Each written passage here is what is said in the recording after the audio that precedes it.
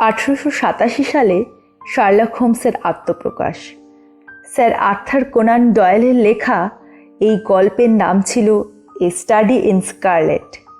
তখন অবশ্য কেউ তেমন আমল দেয়নি, কিন্তু 1890 থেকে বিখ্যাত স্ট্র্যান্ড ম্যাগাজিনে বেরোতে লাগলো হোমস ওয়াটসন জুটির কাণ্ড কারখানা। ব্যাস, আর দেখে কে, অচিরেই বিশ্ব সাহিত্যের হল অফ ফেমে জায়গা করে নিল ওরা। আর এই জয়যাত্রা শুরু হলো 1891 প্রকাশিত এ স্ক্যান্ডাল ইন বোহেমিয়া দিয়ে। আজ সেই গল্প আপনাদের জন্য থ্রিলার ড্রিমস ইউটিউব চ্যানেলে। বোহেমিয়ার কুৎসা কাহিনী। শার্লক হোমসের চোখে তিনি নাকি একমাত্র মহিলা পদবাচ্য স্ত্রীলোক। তার মানে এই নয় যে মেয়েটির প্রতি তার দুর্বলতা ছিল। মন যার ঘড়ির কাটার মতো সুসংযত, কোনো ভাবাবেগ সেখানে ঠাঁই পায় না। হিসেবে মন আর তীক্ষ্ণ দৃষ্টির একটা যন্ত্র বললেই চলে তাকে। ভাবালুতার কোনো দাম নেই তার কাছে। বিচার শক্তি নাকি ঘুলিয়ে যায় সব দুর্বলতাকে প্রশ্রয় দিলে। তা সত্ত্বেও আইরিন অ্যাডলারকে শ্রেষ্ঠ মহিলার সিংহাসনে বসিয়েছিলেন শার্লক হোমস। বিয়ের পর থেকে হোমসের সঙ্গে যোগাযোগ কমে এসেছিল আমার। নিজের সংসার আর আলাদা ঘর নিয়েই তখন আমি মশগুল। হোমস সামাজিকতার ধার ধারে না। বেকার স্ট্রিটের ডেরায় রাশি রাশি বই, গোয়েন্দাগিরি আর কোকেনের নেশা নিয়ে সে রইল সম্পূর্ণ আলাদা জগতে। মাঝে মাঝে খবরের কাগজে চোখে পড়ত তার চমকপ্রদ কীর্তিকাহিনীর সংবাদ। নতুন করে ডাক্তারি শুরু করার পর একদিন রাত্রে রুগী দেখে বাড়ি ফিরছি বেকার স্ট্রিট দিয়ে। এমন সময় চোখে পড়ল ওপরের ঘরে দ্রুত পায়চারি করছে হোমস। পর্দার গায়ে দুবার ছায়া পড়ল তার রোগা লম্বা শরীরের। দেখলাম মাথা বুকের ওপর ঝুঁকে রয়েছে, দুহাত পেছনে, অর্থাৎ কোকেনের নেশা কাটিয়ে উঠেছে হোমস। কাজের নেশা এবার বুঁদ হয়েছে। মাথায় সমস্যার ভূত চেপেছে বলেই এত ছটফট করছে ঘরময়। উঠে এলাম ওপরকার ঘরে। হোমস আমাকে দেখল, খুশিও হলো, কিন্তু উচ্ছ্বাস প্রকাশ করল না।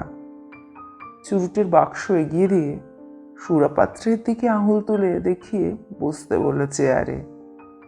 তারপর তন্ময় চোখে চেয়ে রইল আমার দিকে। বিয়ে করে সুখী হয়েছ দেখছি। 7.5 পাউন্ড ওজন বেড়েছে। 7 পাউন্ড। আবার ডাক্তারি শুরু করেছ? তুমি জানলে কি করে? দেখে, আরো দেখছি সম্প্রতি খুব ভিজেছ বৃষ্টিতে, আর একটা অকম্মার ধারি ঝিঝ উঠেছে বাড়িতে।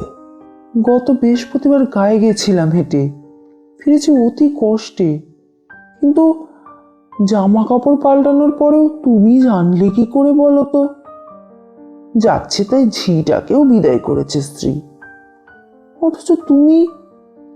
হাসল হোমস, দুহাত ঘষে বললে, তোমার বাপায়ের জুতোর পাশাপাশি দুটো আঁচড় পড়েছে।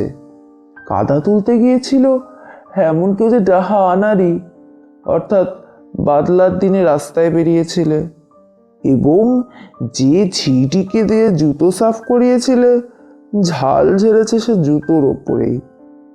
তোমার গায়ে হাইড্রোফর্মের গন্ধ, ডান হাতের বুড়ো আঙুলে সিলভার নাইট্রেটের কালচে দাগ, আর স্টেথোস্কোপ রাখার জন্য উঁচু টুপি।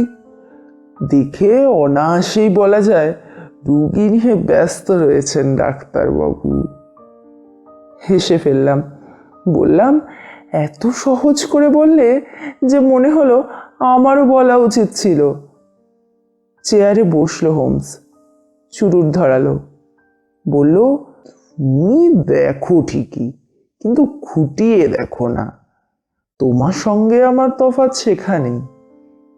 যেমন ধরো, নিচের হলঘর থেকে এই ঘরে ওঠাবার যে সিঁড়ি তুমি দেখেছো, নিশ্চয়ই।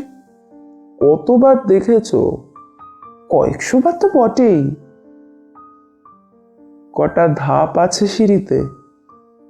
হ্যাঁ, তা তো বলতে পারবো না, কিন্তু আমি পারবো। কেননা তুমি শুধু দেখেছো, ঠাউর করনি। আমি করেছি। 17টা ধাপ আছে সিঁড়িতে। আমার ব্যাপার নিয়ে তুমি লেখালেখি শুরু করেছো বলেই তোমাকে একটা জিনিস দেখাচ্ছি। টেবিলের ওপর পড়ে থাকা একটা গোলাপি চিঠি আমার দিকে নিক্ষেপ করলো হোমস। জোরে পড়ো। চিঠির কাগজ বেশ পুরু, কিন্তু তারিখ, সই, ঠিকানা কিছুই নেই। চিঠিটা এই: আজ রাত 8:45 একটা অত্যন্ত গোলমেলে ব্যাপারে পরামর্শ করার জন্য মুখোশ পরে এক ভদ্রলোক আপনার সঙ্গে দেখা করবেন। ঘরে থাকবেন। বললাম, রহস্যের গন্ধ পাচ্ছি। তোমার কি মনে হয়? সূত্র হাতে না আসা পর্যন্ত সিদ্ধান্তে পৌঁছানো মারাত্মক ভুল। চিঠি দেখে তোমার কি মনে হয়? চিঠি যিনি লিখেছেন তিনি বড় লোক। কাগজটা রীতিমতো শক্ত, মজবুত আর দামি। খাঁটি কথা, এ কাগজ ইংল্যান্ডে পাওয়া যাবে না। আলোর সামনে ধরো। ধরলাম। জলছাপটা স্পষ্ট দেখতে পেলাম। স্মল জি এর পাশে ক্যাপিটাল ই, একটা ক্যাপিটাল পি, ক্যাপিটাল জি এর সঙ্গে একটা স্মল টি। কি বুঝলে? হোমসের প্রশ্ন। কারিগরের নাম বা মনোগ্রাম? না। স্মল জি এর সঙ্গে স্মল টি থাকার মানে গেসেলসাফট, জার্মান শব্দ, মানে কোম্পানি। এই আমরা যেমন কোম্পানিকে কোং লিখে, ওরাও তেমনি গেসেলসাফটকে এইভাবেই লেখে। পি মানে পেপার, বাকি রইল ই আর জি এর মানেটা। কন্টিনেন্টাল গেজেটিয়ার, দেখলেই বোঝা যাবে। তাক থেকে বাদামি রঙের ইয়া মোটা একখানি বই নামিয়ে পাতা উল্টালো হোমস। ইগ্রো ইগ্রোনিটস ইগ্রিয়া। আর এই হলো বোহেমিয়া। ভাষা জার্মান, কাঁচ আর কাগজের কারখানার জন্য বিখ্যাত। বলো, কি বুঝলে? কাগজটা তৈরি হয়েছে বোহেমিয়ায় এবং পত্রলেখক একজন জার্মান। চিঠি লেখার কায়দা দেখেই বোঝা যায় জার্মানরাই কথার শেষে ক্রিয়া বসায়। ভদ্রলোক কিন্তু এসে গেছেন। কথা শেষ হতে না হতেই ঘোড়ার পায়ের টকবক শব্দ, গাড়ির চাকার ঘর ঘর আওয়াজ এবং দোরগোড়ার ঘণ্টার ধ্বনি শোনা গেল। শেষ দিয়ে উঠল হোমস। বলল, 2 ঘোড়ার টানা গাড়ি মনে হচ্ছে। পরক্ষণে উকি দিল জানলায়। ঠিক বলেছি, জোড়া ঘোড়ায় টানা ব্রুহ্যাম গাড়ি। এক একটা ঘোড়ার দামই কমসে কম 150 গিনি। ওয়াটসন, হে কেসে টাকা আছে? আমি যাই। মোটেই না। কেসটা ইন্টারেস্টিং, না থাকলে আফসোস করতে হবে। ধীর স্থির ভারী কি পদশব্দ সিঁড়ি বেয়ে উঠে এসে স্তব্ধ হলো দরজার সামনে। পরক্ষণেই টোকা পড়ল পাল্লায়। বেশ জোরে গাঁট ঠোকার আওয়াজ, যেন কর্তা ব্যক্তি কেউ। ভেতরে আসুন, বললে হোমস। ঘরে যিনি ঢুকলেন, মাথায় তিনি রীতিমতো ঢ্যাঙা, 6.5 ফুটেরও বেশি, হারকিউলিসের মতো গড়ন পেটন। পোশাক দারুণ দামি, কিন্তু ভীষণ জমকালো। ইংল্যান্ডের রুচিতে আটকায়। সারা গায়ে কুবেরের সম্পদ যেন ঢেলে দেওয়ার চেষ্টা করেছে। মাথায় হ্যাট, আধখানা মুখ কালো মুখোশে ঢাকা। একটা হাত মুখোশ ছুঁয়ে রয়েছে, যেন ঢোকবার আগে এই মাত্র লাগালেন। মুখের নিচের দিকে প্রখর ব্যক্তিত্ব যেন ছিটকে বেরোচ্ছে। মোটা ঠোঁট আর লম্বা থুতনিতে কোয়ার্তুমি, কাজুয়ারি আর মনের জোর বেশ স্পষ্টভাবেই ফুটে উঠেছে। রুক্ষ জার্মান উচ্চারণে বললেন, চিঠি পেয়েছেন? বলে পর্যায়ক্রমে আমার আর হোমসের দিকে তাকালেন, যেন বুঝে উঠতে পারছিলেন না কার সঙ্গে কথা বলবেন। বসুন, বললে হোমস। ইনি আমার বন্ধু এবং সহযোগী ডক্টর ওয়াটসন। কার সঙ্গে কথা বলছি জানতে পারি? আমার নাম কাউন্ট ফন ক্র্যাম। বোহেমিয়ার খানদানি আদমি আমি। একে বিশ্বাস করা চলে তো? উঠে দাঁড়াতে যাচ্ছি, টেনে বসিয়ে দিল হোমস। বলল, হয় দুজনে শুনবো, নয় কেউ শুনবো না। এনার সামনেই বলুন। কাঁধ ঝাঁকি দিয়ে কাউন্ট বললেন, তাহলে কথা দিন অন্তত 2 বছর এ ব্যাপার প্রকাশ করবেন না। করলে ইউরোপের ইতিহাস অন্যরকম দাঁড়াতে পারে। কথা দিলাম, বললাম আমি আর হোমস। আমাকে যিনি পাঠিয়েছেন তিনি চান না আমার পরিচয় ফাঁস হয়ে যাক। মুখোশ লাগিয়েছি সেই কারণেই। আমার আসল নামও আপনাকে বলিনি। জানি, কাঠখোট্টা গলায় বললে হোমস। বোহেমিয়া আর্মস্টাইন রাজবংশের সুনাম অক্ষুণ্ণ রাখার জন্য এত সাবধান হতে হচ্ছে জানবেন। সোফায় হেলান দিয়ে চোখ বুজে হোমস বলে, তাও জানি। অবাক হলেন রহস্যময় মক্কেল। হোমসের নাম ডাক যে অকারণে হয়নি তা যেন বুঝতে পারলেন। চোখ খুলল হোমস। বললে, মহারাজ, যদি মন খোলসা করে সব বলেন তাহলে আমার দিক দিয়ে পরামর্শ দিতে সুবিধা হয়। তড়াক করে লাফিয়ে উঠে বিরাট দেহি আগন্তুক দুমদাম করে ঘরময় কিছুক্ষণ চারিপাক দিয়ে এক টানে মুখোশ খুলে নিয়ে নিক্ষেপ করলেন মেঝেতে। হ্যাঁ হ্যাঁ, আমি রাজা, অত লুকোছাপা কিসের?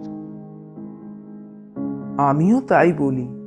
আপনি মুখ খোলার আগেই বুঝেছিলাম আজ আমার ঘরে পায়ের ধুলো দিয়েছেন স্বয়ং ডিউক। ব্যাপারটা এতই গোপনীয় যে কাউকে বিশ্বাস করতে পারিনি। প্রাহা থেকেই ছদ্মবেশ ধরে আসছি।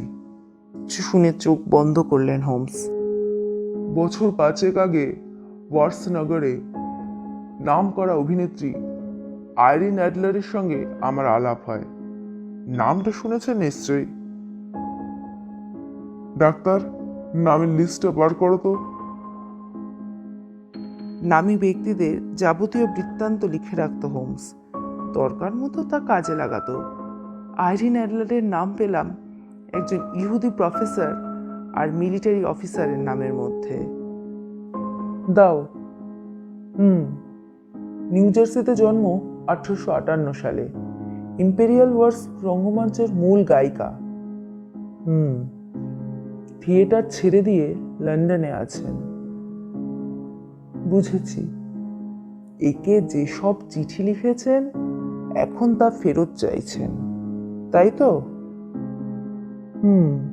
তাই বলতে পারেন। লুকিয়ে বিয়ে করেছিলেন? মোটেই না। দলিল টলিল বা প্রশংসাপত্র জাতীয় কিছু আছে কি? একদমই না। তাহলে সে চিঠি যে আসল তা প্রমাণ করা যাবে কি করে? আমার হাতের লেখা যে। হাতের লেখা জাল করা যায়। প্যাডের কাগজ আমার, তাও চুরি করা যায়। শিলমোহরটাও যে আমার, তাও নকল করা যায়। আমার ফটো, সে আর এমন কি, কিনতে পাওয়া যায়। কিন্তু দুজনে একসঙ্গে আছি যে ফটোতে। সর্বনাশ, খুব কাঁচা কাজ করেছেন। তখন কি আর অত কাণ্ডজ্ঞান ছিল আমার? বয়স কম, যুবরাজ ছিলাম। এখনই তো মোটে 30 বছর বয়স আমার। ফটোটা ওর কাছ থেকে সরাতে হবে। সে চেষ্টাও করেছি, পারিনি। তাহলে কিনে নিন। বেচবে না? চুরি করান। 5 বার চেষ্টা করেছি। 2 বার চোর দিয়ে, 1 বার দেশ বেড়ানোর সময় মালপত্র সরিয়ে, আর 2 বার পথে ঘাপটি মেরে থেকে। 1 বারও পারিনি। ছবি নিয়ে উনি কি করতে চান? স্ক্যান্ডিনেভিয়ার রাজকন্যার সঙ্গে শিগগিরই বিয়ে হবে আমার। মেয়েটি যদি জানতে পারে আমার চরিত্র ভালো নয়, বিয়ে ভেঙে যেতে পারে।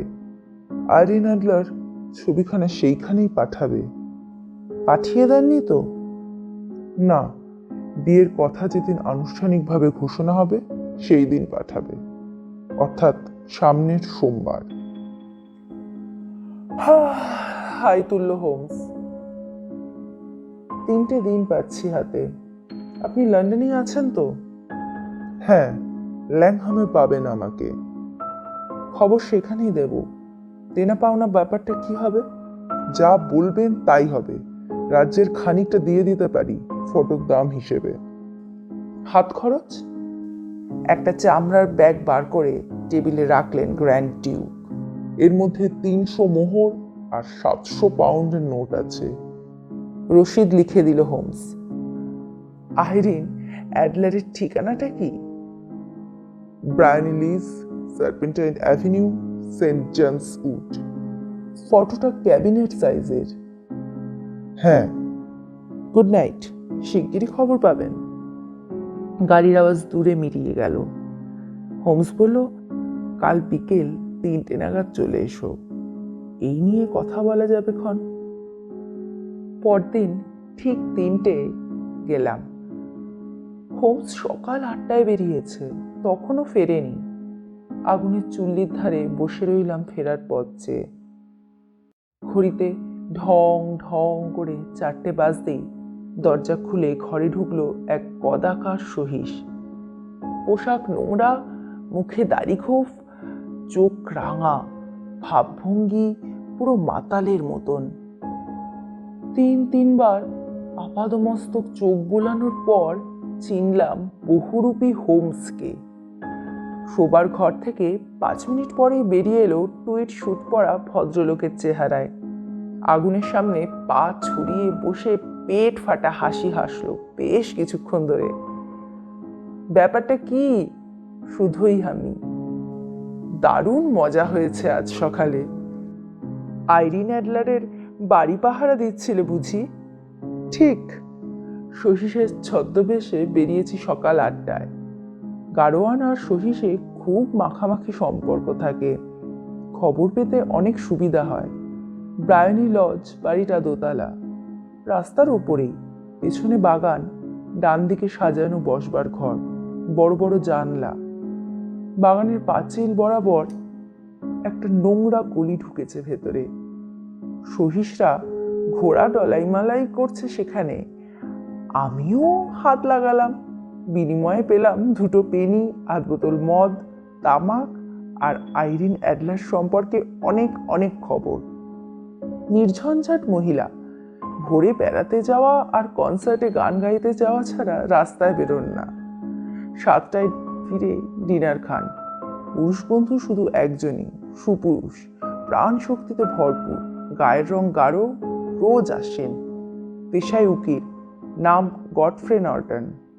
খটকা লাগলো, আইরিন অ্যাডলারের সঙ্গে তার সম্পর্কটা স্রেফ উকিলের সঙ্গে মক্কেলের সম্পর্ক, না ভালোবাসাবাসীরও সম্পর্ক রয়েছে। প্রথমটা যদি ঠিক হয় তাহলে ফটো তার হেফাজতেই আছে, অর্থাৎ তদন্তের ক্ষেত্র আরো বাড়ল। ভাবছি কি করব, এমন সময় একটা গাড়ি এসে দাঁড়ালো বাড়ির সামনে। লাফিয়ে নামলেন এক ভদ্রলোক। চেহারা দেখেই বুঝলাম ইনিই গডফ্রে নর্টন। ব্যস্ত সমস্তভাবে গাড়োয়ানকে গাড়ি নিয়ে দাঁড়িয়ে থাকতে বলে ঝিয়ের পাশ দিয়ে বউ করে ঢুকে গেলেন ভেতরে, যেন হরদম যাতায়াত আছে বাড়িতে। ভেতরে রইলেন আধ ঘন্টা। জানলা দিয়ে দেখলাম হনহন করে পায়চারি করছেন আর হাত পা নেড়ে উত্তেজিতভাবে কথা বলছেন। আইরিন অ্যাডলারকে খুব একটা দেখা গেল না। তারপর বেরিয়ে এলেন আগের চেয়েও ব্যস্তভাবে। গাড়োয়ানকে হেঁকে বললেন, 20 মিনিটের মধ্যে রিজেন্ট স্ট্রিট হয়ে সেন্ট মনিকা চার্চে যেতে হবে, 8 গিনি বকশিস পাবে। পেছন নেব কিনা ভাবছি, এমন সময় একটা ঝকঝকে গাড়ি এসে দাঁড়ালো বাড়ির সামনে। খুব তাড়াহুড়ো করে ঘোড়া জোতা হয়েছে গাড়িতে। কোটের বোতাম লাগানোর সময়ও পায়নি কোচওয়ান। ঝড়ের মতো হলঘর থেকে বেরিয়ে এলেন আইরিন অ্যাডলার। গাড়িতে উঠেই হেঁকে বললেন, 20 মিনিটে সেন্ট মনিকার গির্জায় চলো, 8 পাউন্ড বকশিস দেবো। ঠিক এই সময় একটা ছ্যাঁকড়া গাড়ি এসে গেল সামনে। ধড়াক করে লাফ মেরে ঢুকে গেলাম গাড়ির ভেতরে। চিৎকার করে বললাম, সেন্ট মনিকার গির্জায় নিয়ে চলো, 20 মিনিটের মধ্যে যেতে হবে। যদি যেতে পারো তাহলে 8 পাউন্ড বকশিস। উল্কা বেগে গাড়ি পৌঁছালো গির্জার সামনে। ভেতরে ঢুকে দেখলাম আইরিন অ্যাডলার, গডফ্রে নর্টন আর পাদ্রি ছাড়া আর কেউ নেই। বেদির সামনে দাঁড়িয়ে 3 জনে। আমাকে দেখেই কিন্তু 3জনেই দৌড়ে এলো আমার দিকে। আমি তো অবাক। গডফ্রে নর্টন টানতে টানতে আমাকে বেদির কাছে নিয়ে চলে এলেন। চলে এসো, চলে এসো, তোমাকেই দরকার। আর মোটে 3 মিনিট বাকি, সাক্ষী না থাকলে আইনের ফাঁক থেকে যাবে তো। পর মুহূর্তে শুনলাম বিড় করে মন্ত্র পড়া হচ্ছে আমার কানের কাছে, এবং তা দিব্যি আউড়ে যাচ্ছি। যা জানি না তার সাক্ষী দিচ্ছি, অর্থাৎ গডফ্রে নর্টন আর আইরিন অ্যাডলারের বিয়েতে মধ্যস্থতা করছি। চোখের নিমেষে বিয়ে হয়ে গেল। সবাই খুব খুশি। 1 পাউন্ড পুরস্কারও পেলাম পাদ্রির কাছে। ব্যাপারটা বুঝছিলাম, সাক্ষী ছাড়া বিয়ে দেওয়া যাচ্ছিল না। রাস্তা থেকে সাক্ষী আনতে গেলে সময় পেরিয়ে যেত, তাই আমাকে পেয়ে ভরতে গিয়েছে সকলে। এত হাসছিলাম সেই কারণেই। তারপর শুধুই আমি। গির্জার বাইরে এসে 2জনে গেলেন দুদিকে। যাওয়ার আগে গডফ্রে নর্টন বলে গেলেন সন্ধে নাগাদ রোজকার মতো আসবেন। কোণে ফিরলেন বাড়িতে, আমিও এলাম এখানে তোড়জোড় করতে। কিসের তোড়জোড়? খেয়ে নিয়ে বলবো, পেটে আগুন জ্বলছে। বিকেলে তোমাকে দরকার। কাজটা কিন্তু বেআইনি, ধরা পড়ার সম্ভাবনাও আছে। রাজি? 100 বার। উদ্দেশ্য মহৎ হলে সব কিছুতেই রাজি, কিন্তু মতলবটা কি তোমার? খাবার এসে গেল। খেতে খেতে হোমস বলল, উদ্দেশ্য সত্যিই মহৎ। এখন 5টা বাজে। 2 ঘন্টা পর ব্রায়ানি লজে পৌঁছাবো আমরা। আইরিন অ্যাডলার তখন খেতে ফিরবেন। তারপর আমি ভেতরে যাব, তুমি বাইরে থাকবে। বসবার ঘরে জানলার পাশে দাঁড়িয়ে থাকবে, হাতে এই জিনিসটা রাখবে। চুরুটের মতো একটা লম্বাটে বস্তু বাড়িয়ে দিল হোমস। সামান্য ধোয়া বোমা। ছুঁড়ে দিলেই আপনা থেকে জ্বলে ওঠে। 4-5 মিনিট পর জানলা খুললে তুমি আমার হাতের দিকে নজর রাখবে। যখন দেখবে এইভাবে হাত নাড়ছি, বিশেষ একটা হস্তভঙ্গি করে হোমস। বোমাটা জানলা দিয়ে গলিয়ে ভেতরে ছুঁড়ে দিয়ে আগুন আগুন বলে চেঁচিয়ে উঠবে। ভিড় জমে উঠলেই সরে পড়বে, রাস্তার অন্যদিকে গিয়ে দাঁড়াবে। 10 মিনিট পরে আমি আসবো সেখানে। বুঝেছ? হ্যাঁ। শোবার ঘরে গেল হোমস। ফিরে এলো পাত্রীর ছদ্মবেশে। শুধু পোশাক নয়, চোখ মুখের চেহারা পর্যন্ত পাল্টে গিয়েছে। হোমস অপরাধতাত্ত্বিক হওয়ায় অভিনয় জগৎ হারিয়েছে একজন কুশলী শিল্পীকে, বিজ্ঞান জগৎ হারিয়েছে একজন চুলচেরা বিশ্লেষককে। বেকার স্ট্রিট থেকে বেরোলাম 6টা বেজে 15 মিনিটে। ব্রায়ানি লজের সামনে যখন পৌঁছালাম তখন ল্যাম্পপোস্টের আলো জ্বলে উঠেছে। বাড়ির সামনেটা যত ফাঁকা হবে ভেবেছিলাম, দেখলাম তা নয়। বেশ কিছু লোক এদিকে সেদিকে হয় আড্ডা মারছে, নয় ঘোরাফেরা করছে। হোমস বললে, ওয়াটসন, নর্টন অ্যাডলারের বিয়ের ফলে আমাদের কাজ কিন্তু সহজ হয়ে এলো। আইরিন অ্যাডলার এখন কখনোই চাইবেন না ছবিটা গডফ্রে নর্টনের চোখে পড়ুক, কিন্তু দেখেছেন কোথায় সেইটাই এখন সমস্যা। কোথায় বলে মনে হয় তোমার? সঙ্গে যে রাখেননি সে বিষয়ে সন্দেহ নেই। ক্যাবিনেট সাইজের ছবি মেয়েরা পোশাকের মধ্যে লুকিয়ে রাখতে পারবে না। তাছাড়া যে কোনো মুহূর্তে গ্র্যান্ড ডিউকের লোক তাকে ধরে সার্চ করতেও পারে। তাহলে কারো কাছেও রাখেনি, কেননা ছবিটা কয়েকদিনের মধ্যে দরকার হবে। তাছাড়া মেয়েরা যখন কিছু লুকায় নিজেরাই লুকিয়ে রাখে, কারো সাহায্য নেয় না। বিশেষ করে যাদের আত্মবিশ্বাস আছে। কাজেই ধরে নিচ্ছি ছবি তার নাগালের মধ্যেই আছে, অর্থাৎ বাড়ির মধ্যে। কিন্তু বাড়িও তো খোঁজা হয়েছে, ওকে খোঁজা বলে না। তুমি কি করে খুঁজবে? আমি তো খুঁজবো না। তবে উনিই দেখিয়ে দেবেন। এই যে এসে গেছে গাড়ি। মোড়ের মাথায় দেখা গেল গাড়ির আলো। এসে দাঁড়ালো বাড়ির সামনে। সঙ্গে সঙ্গে প্রাপ্তিযোগের আশায় একজন নিচু ক্লাসের লোক দৌড়ে এসে খুলল গাড়ির দরজা। দৌড়ে এলেন আরো একজন। প্রথম দুজনকে ধাক্কা মেরে সরিয়ে দিল বকশিসটা নিজেই নেওয়ার আশায়। লেগে গেল ঝগড়া। ছুটে এলো আরো অনেকে।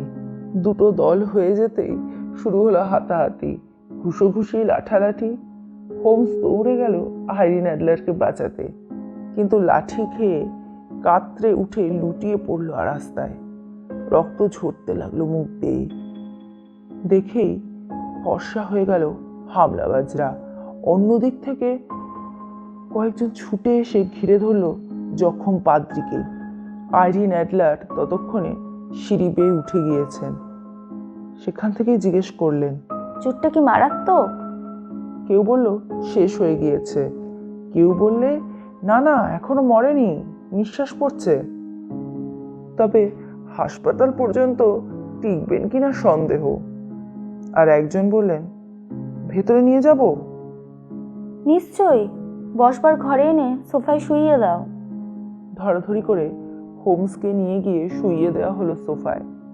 আলো জ্বলল বটে, জানলার পর্দা টানা হলো না, কিন্তু দেখলাম ভদ্রমহিলা নিজেই শুশ্রূষা করছেন আহত পাদ্রীকে। ধোয়া বোমা হাতে নিয়ে তৈরি হলাম, সংকেত পেলেই ছুড়ব। কষ্টে সৃষ্টে সোফায় উঠে বসেছে হোমস। বাতাসের অভাবে বুক যেন ফেটে যাচ্ছে। একজন ঝি গিয়ে খুলে দিল জানলা। সঙ্গে সঙ্গে সেই বিশেষ কায়দায় হাত তুলল হোমস, এবং আমিও ধোয়া ভোমা ঘরের মধ্যে ছুড়ে দিয়েই চেঁচিয়ে উঠলাম, আগুন আগুন বলে। একই সঙ্গে সমস্বরে আকাশ ফাটা চিৎকার শুরু করলো রাস্তার লোকজন। গল গল করে পুঞ্জীভূত ধোঁয়া পেরিয়ে এলো জানলা দিয়ে। প্রচন্ড হট্টগোলের মধ্যে কেউ কেউ টেনে লম্বা দিল সেখান থেকে। তারই মাঝে শুনলাম হোমসের গলা, আগুন ফাগুন নাকি সব বাজে কথা, নিশ্চয়ই কেউ ভয় দেখাচ্ছে। সরে এলাম রাস্তার কোণে। 10 মিনিট দাঁড়ালাম। হোমস এসে আমাকে টেনে নিয়ে দ্রুত পদক্ষেপে এগিয়ে চলল বাড়ির দিকে। সাব্বাস ডাক্তার, বললে হোমস। ফটোটা কোথায় আছে জেনে ফেলেছি। কি করে জানলে? উনিই দেখিয়ে দিলেন। কিচ্ছু বুঝলাম না। রাস্তার লোকগুলো যে আমার ভাড়াটে অভিনেতা তা নিশ্চয়ই বুঝেছ। সন্দেহ হয়েছিল। গোলমেলের শুরুতে দৌড়ে গিয়ে 2 হাত মুখে রগড়ে নিয়েছিলাম। আগে থেকেই লাল রং মেখে রেখেছিলাম হাতে। জখম হওয়ার ভান করতেই বৈঠকখানা ঘরে না ঢুকিয়ে পারলেন না ভদ্রমহিলা। বাড়ির কোন ঘরে ফটো লুকিয়েছেন সঠিক জানতাম না। বসবার ঘরও হতে পারে, শোবার ঘরও হতে পারে। সেটা জানবার জন্যই ঘরের মধ্যে ধোয়া ভোমা ছাড়ার কথা বললাম তোমাকে। বাড়িতে আগুন লাগলে মেয়েরা আগে সবচেয়ে দামি জিনিস বাঁচাতে ছুটে যায়। মায়েরা যেমন দৌড়ায় বাচ্চার দিকে, কুমারীরা গয়নার দিকে। আইরিন অ্যাডলার দৌড়ালেন ঘন্টার ঘড়ির ওপরকার একটা আলগা তক্তার দিকে। আধখানা টান মেনে সরাতেই ভেতরকার ফাঁকে দেখলাম ফটোটা। তারপরেই যখন বুঝলাম এবং বলে উঠলাম যে আগুন লাগেনি, উনি সেখানকার ফটোটা ঠিক সেখানেই রেখে দিয়ে ধোয়া ভোমাটার দিকে একবার তাকিয়ে বেরিয়ে গেলেন ঘর থেকে। সেই ফাঁকেই ছবিটা সরিয়ে নিল হাতে। কিন্তু কচুয়ান লোকটা ঘরে ঢুকে এমন কটমট করে চেয়ে রইল আমার দিকে যে ভরসা হলো না। বেশি তাড়াহুড়ো না করাই ভালো। এবার কি করবে? কাল সকাল 8টায় খোদ মহারাজকে নিয়ে যাব আইরিন অ্যাডলারের বসবার ঘরে। উনি অবশ্য নেমে এসে আমাদের কাউকেই দেখতে পাবেন না, সেই সঙ্গে দেখবেন ফটোও নেই খুপড়ির মধ্যে। আমি চাই মহারাজ নিজের হাতেই ছবি উদ্ধার করুন। আর দেরি নয়, এক্ষুনি লিখে জানাচ্ছি মহারাজকে। বেকার স্ট্রিটে পৌঁছে গেলাম কথা বলতে বলতে। দরজার সামনে দাঁড়িয়ে চাবির জন্য পকেটে হাত দিল হোমস।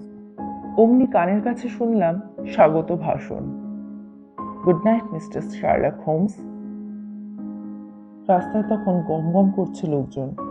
মনে হলো অলস্টারধারী শীর্ণকায় এক ছোকরার দিক থেকে ভেসে এলো কথাটি। হনহন করে আমাদের পাশ দিয়ে সে সোজা চলে গেল সামনে। শোন দৃষ্টিতে সেদিকে চেয়ে মৃদুস্বরে বলে উঠল হোমস, চেনা গলা, কিন্তু লোকটা কে? সে রাতে আর বাড়ি ফিরলাম না, বেকার স্ট্রিটের বাড়িতেই থেকে গেলাম। পরের দিন সকালে হন্তদন্ত হয়ে ঘরে ঢুকলেন বোহেমিয়ার গ্র্যান্ড ডিউক। ঢুকেই হোমসের কাঁধ খামচে ধরে ব্যগ্র কণ্ঠে বললেন, পেয়েছেন? এখনো পাইনি, কিন্তু এবার পাবেন। তাহলে চলুন, আর দেরি নয়। নেমে এলাম নিচে। ব্রুহাম গাড়িতে চেপে রওনা হলাম ব্রাউনি লজ অভিমুখে। যেতে যেতে হোমস বললে, আইরিন অ্যাডলারের বিয়ে হয়ে গিয়েছে। বলেন কি? কবে? কালকে। কার সঙ্গে? উকিল গডফ্রে নর্টনের সঙ্গে। কিন্তু আইরিন কি তাকে ভালোবাসে? আশা করি বাসেন, আর বাসেন বলেই আপনাকে তিনি ভালোবাসেন না। তাই আপনার ভালো মন্দ নিয়ে আর তার মাথা ব্যথাও থাকবে না। বোবা হয়ে গেলেন গ্র্যান্ড ডিউক। বিষাদাবরণে আবৃত হয়ে রইলেন পথের বাকিটুকু। উদ্বেলিত আবেগ প্রকাশ করলেন না বাইরে, তবে বোঝাই যাচ্ছিল। ব্রায়ানি লজের সামনে গিয়ে দেখি দরজা খোলা। সিঁড়িতে দাঁড়িয়ে একজন বুড়ি ঝি। আমাদের দেখেই তাচ্ছিল্যের হাসি হেসে বলল, আপনি কি মিস্টার শার্লক হোমস? চমকে উঠল হোমস। বলল, হ্যাঁ, আমি শার্লক হোমস। দিদিমণি আজ ভোর 5:15 ট্রেনে চলে গেছেন, স্বামীকে নিয়ে গেছেন, বলে গেছেন আপনি আসতে পারেন। সে কি, ইংল্যান্ড ছেড়ে চলে গেছেন নাকি? ফ্যাকাশে হয়ে গেল হোমস। মনে হলো এই বুঝি টলে পড়ে যাবে। হ্যাঁ, আর ফিরবেন না। কাগজপত্রগুলো? গলা ভেঙে গেল গ্র্যান্ড ডিউকের। ঝিকে ঠেলে সরিয়ে বসবার ঘরে ঢুকে পড়ল হোমস। তছনছ অবস্থা ঘরের। দেরাজগুলো খোলা, তাক ফাঁকা। ঘন্টার দড়ির ওপরে ঢিলে তক্তাটা ভেঙে ফেলল হোমস। ভেতর থেকে বার করলো একটা ফটো আর একটা চিঠি। ফটোটা আইরিন অ্যাডলারের, চিঠিটা শার্লক হোমসের। খামের উপরে তার নামের তলায় লেখা, শার্লক হোমস না আসা পর্যন্ত এ চিঠি যেন এখানেই থাকে। এক টানে খাম ছিঁড়ে ফেলল হোমস। রাত 12টার সময় লেখা হয়েছে চিঠি। হুমড়ি খেয়ে একই সাথে পড়লাম তিনজনে। ডিয়ার মিস্টার শার্লক হোমস, আপনার কাজের ধারাই আলাদা। শত মুখে প্রশংসা করতে হয়। আগুন আগুন চিৎকার শোনার আগে পর্যন্ত বুঝিনি ফাঁদে পড়েছি। বুঝলাম যখন, তখন খটকা লাগলো। কিছুদিন আগে শুনেছিলাম ছবি উদ্ধারের জন্য আপনার দ্বারস্থ হতে পারেন মহারাজ। তাই কোচোয়ানকে আপনার পাহারায় রেখে ওপরে গিয়ে পুরুষ মানুষের ছদ্মবেশ ধরলাম। জানেন তো, অভিনয় জিনিসটা আমি ভালোভাবে রপ্ত করেছি এবং বহুবার দেখেছি পুরুষের ছদ্মবেশেই কাজ হয় বেশি। আপনার পেছন ধরে বাড়ি পর্যন্ত এসে যখন দেখলাম সত্যিই আপনি শার্লক হোমস, তখন বিবেচকের মতো গুড নাইট জানিয়ে তৎক্ষণাৎ রওনা হলাম স্বামীর সঙ্গে পরামর্শ করার জন্য। ঠিক করলাম এরকম দুর্ধর্ষ প্রতিপক্ষর খপ্পর থেকে রেহাই পেতে হলে দেশ ছেড়ে চম্পট দেওয়া ছাড়া আর পথ নেই। তাই কাল সকালে এসে দেখবেন আমি নেই। ফটো নিয়ে দুর্ভাবনা করতে হবে না গ্র্যান্ড ডিউককে।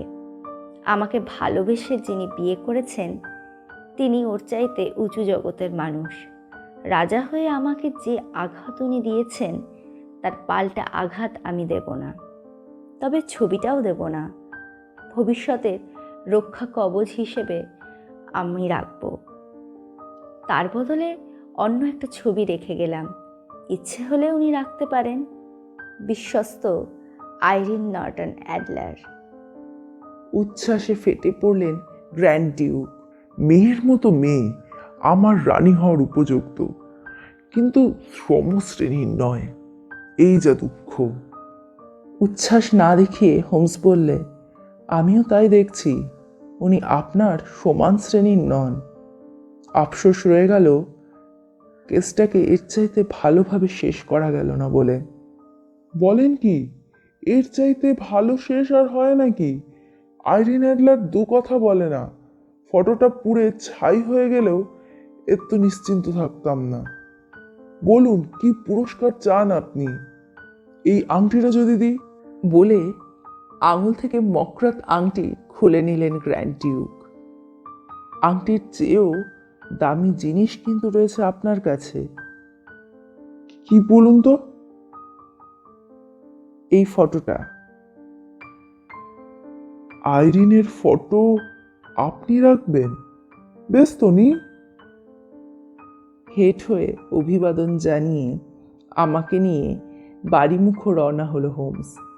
পেছনেও ফিরে দেখল না প্রতি অভিবাদন জানাচ্ছেন কিনা গ্র্যান্ড ডিউক। ঠিক এই ঘটনার পর থেকেই মেয়েদের বুদ্ধির দৌড় নিয়ে ব্যঙ্গ করাও ছেড়ে দেয় হোমস।